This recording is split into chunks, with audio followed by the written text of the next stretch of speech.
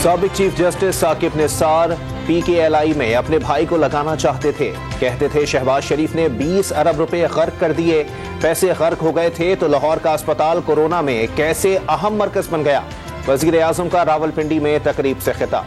पंजाब में इंतखाबात के लिए फंड्स की फराहमी। सुप्रीम कोर्ट की इलेक्शन कमीशन को दी गई दूसरी डेडलाइन भी खत्म। इलेक्शन कमीशन, वजारत खजाना और स्टेट बैंक आज अदालत उस्मा में रिपोर्ट्स जमा कराएंगे।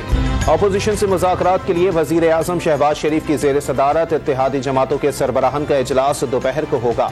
पंजाब में इलेक्शन के लिए फंड्स, काबीना और कौमी असम्बली के फैसलों पर मशावरत होगी।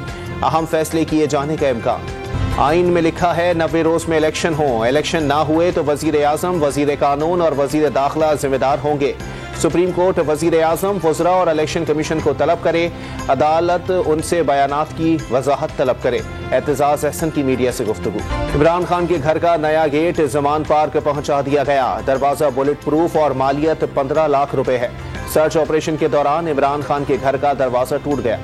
8 मुकदमात में जमानत की दरखास्तें। इमरान खान की आज हाजिरी से इस्तिस्ना की दरखास्त दायर।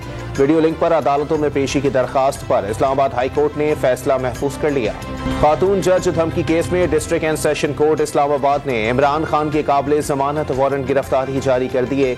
20,000 के जमानती मचल के जमा कराने की हिदायत। समात 25 मई तक मुलतवी कर दी गई। तुरखम बॉर्डर पर पहाड़ी तोदा गिरने से मुतअद्दिद माल बरदार गाड़ियां मलबे तले दब गईं। कई गाड़ियों में आग लग गई। 12 अफराद जख्मी, 5 को अस्पताल मुंतकिल कर दिया गया। पाक फौज और रेस्क्यू टीमों की इमदादी कार्रवाइयां जारी। कराची में न्यू मलिर हाउसिंग स्कीम और तेसर टाउन स्कीम में अलॉटमेंट देने का फैसला। वजीर बल्दियात सिंध नासिर शाह ने अलॉटीज को जल्द अज जल्द प्लॉट्स का कब्जा देने की हिदायत कर दी। और पेशावर में ईद उल फितर के मौके पर दफा 144 नाफिज।